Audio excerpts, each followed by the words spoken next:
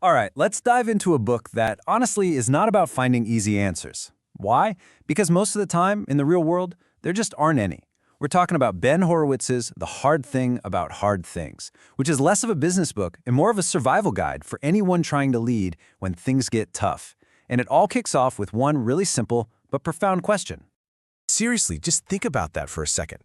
What do you do when every single option in front of you is bad? When you're stuck choosing between a terrible choice and an even worse one? This isn't some business school thought experiment. For a lot of leaders, this is Tuesday. And that's the core messy problem this book grabs with both hands and refuses to let go of. And boom, this quote right here just cuts through all the noise.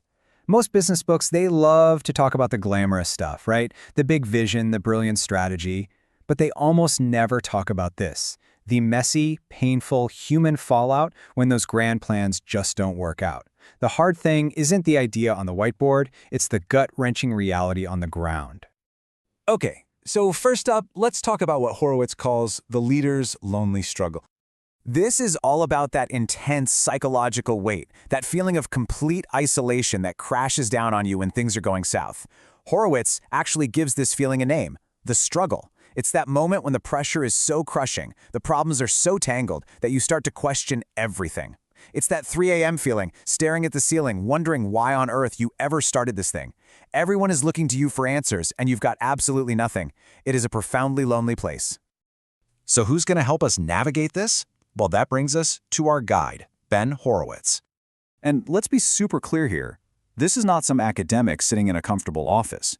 Ben Horowitz was the CEO of a company that he navigated through the dot-com crash. I mean, he was days away from bankruptcy over and over again before eventually selling that company to HP for $1.6 billion. So his advice? It's not theoretical. It's forged in the fire. It's earned. He's not a peacetime general. He's a wartime general. Which brings us to the core philosophy of the whole book. Section 3, Embrace the Hard Things. I absolutely love this quote because it's so brutally honest. Forget about finding some magical, easy solution that fixes everything. It doesn't exist. Horowitz says the only solutions you're going to find are lead bullets. They're difficult, they're costly, and yeah, they're going to be painful. The goal isn't to find a clever way around the problem.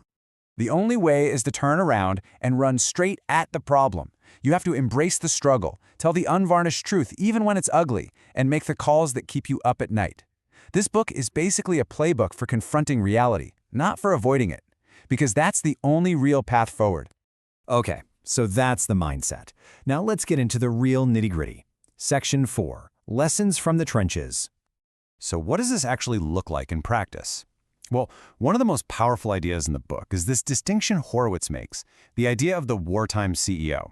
This isn't just a leader managing day-to-day growth. Nope. This is a leader fighting for the company's literal survival against some kind of existential threat, a brutal competitor, a market crash, you name it. And the difference between these two modes is just night and day. A peacetime CEO, they're focused on creativity, on empowering people, on building a broad consensus. But a wartime CEO, they become a commander.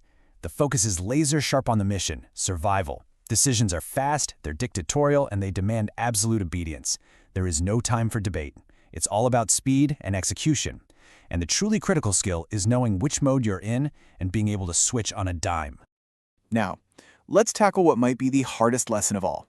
This is something no leader ever wants to do, but many will have to face. And Horowitz is crystal clear. There is a right way to lay people off, and there is a profoundly wrong way. His process is all about one thing: respect for the people involved.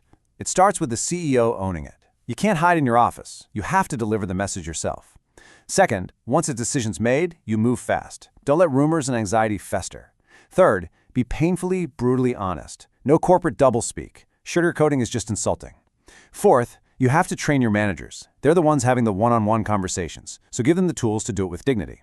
And finally, you have to be visible. You address the entire company, and you answer every single question. It's about taking the pain head-on, not outsourcing it. So, after all of this, after hearing about the struggle and lead bullets and wartime leadership, you might be asking a pretty fair question: is this book actually for me? Look, the easy answer is, if you're a startup founder or a CEO, this book is basically required reading. It's your Bible. But really, its reach is so much wider. Are you a manager trying to guide your team through a tough reorg? This book is for you. Are you literally anyone in a leadership role where the stakes are real and your decisions impact other people's careers? Then yes, this book is for you. And here's the thing. For a book that spends so much time in the dark places, it's actually incredibly empowering. The ultimate message isn't that leadership is miserable. It's that true leadership, true greatness, isn't found when things are easy and the sun is shining. It's forged in the fire of the struggle. It's by confronting these impossible situations that you find out what you're really made of. So I'll just leave you with this final thought. The book makes it clear that it's not a question of if you'll face the hard things. You will. We all will. The only real question is, are you ready to look them straight in the eye and do what needs to be done?